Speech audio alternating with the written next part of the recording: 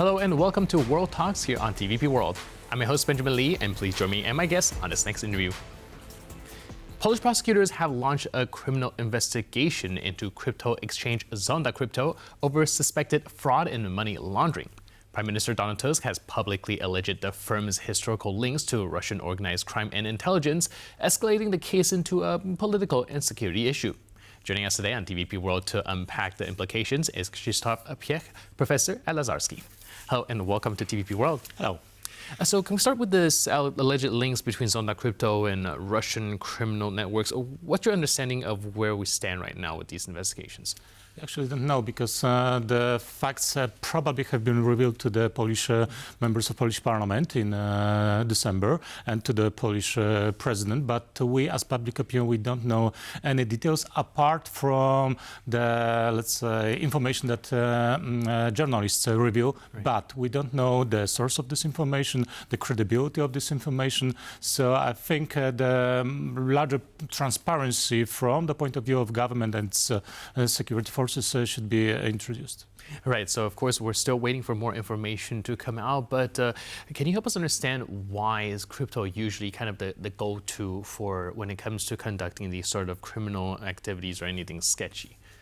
It's not usually the case. Of course, crypto is useful because when criminals want to hide their activities, they can use crypto, but not all of the crypto assets. That's one thing, and not all of the exchanges.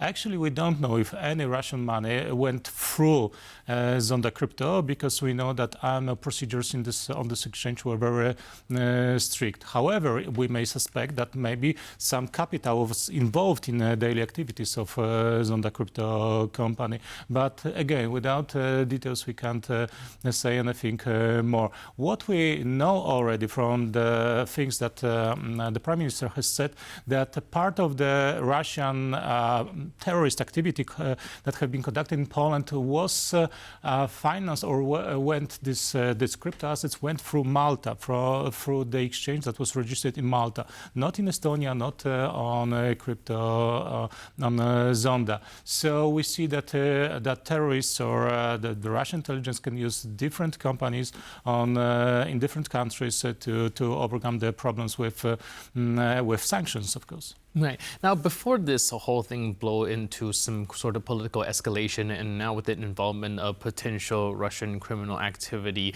the discussion was actually on some crypto regulation. So taking a few steps back, looking at that, would these alleged possible criminal activities or any other kind of more unregulated activities effectively have been stopped if these kind of cryptocurrency regulations were indeed put in place? Since March 2018, we have already the anti-money laundering regulations, which also includes some steps towards preventing the financing of terrorism and so on.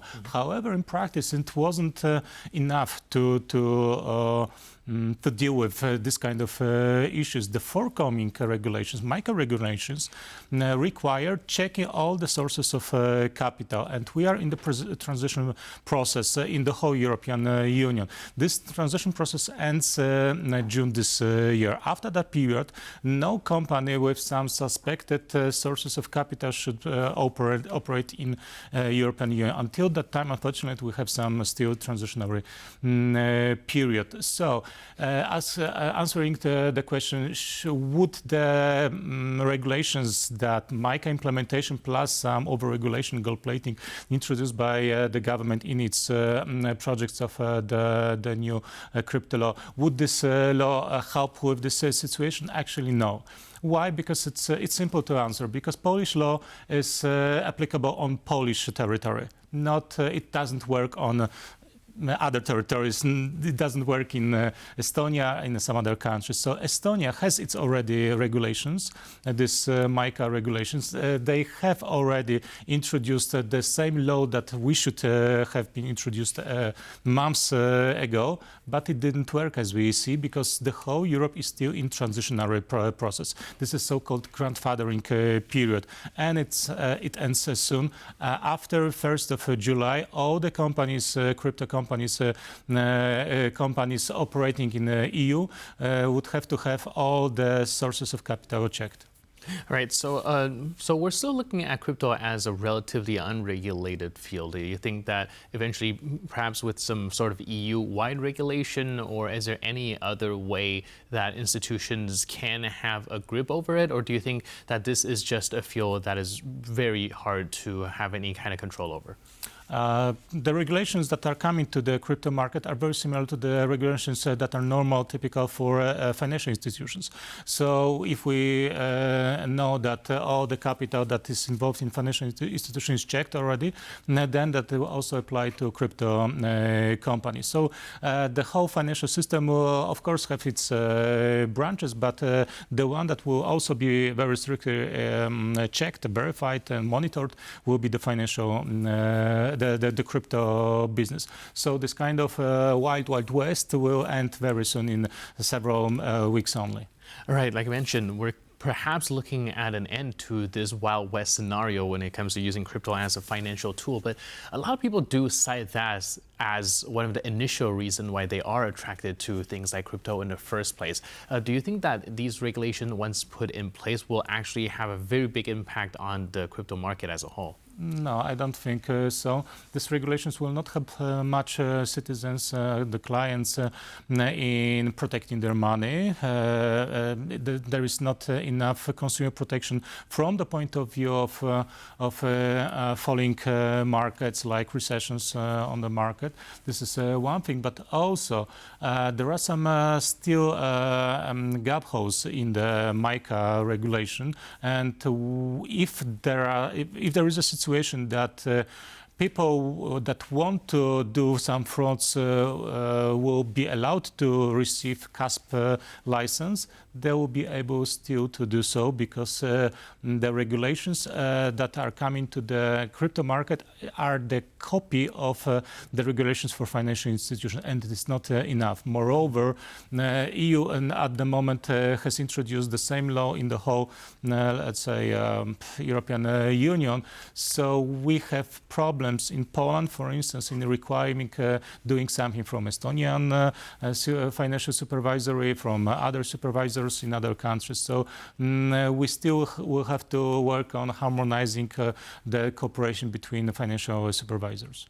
All right, you mentioned a few times where the regulations that's going to be implemented on crypto is very similar to that of other financial fields and is not sufficient enough. Yes. Do you think that has more to do with the legislators not really understanding the nature of crypto, or is there just some fundamental aspect or element of cryptocurrency that makes it harder to regulate compared to other financial institutions? Both things, because first of all, the regulations, the MiCA regulations,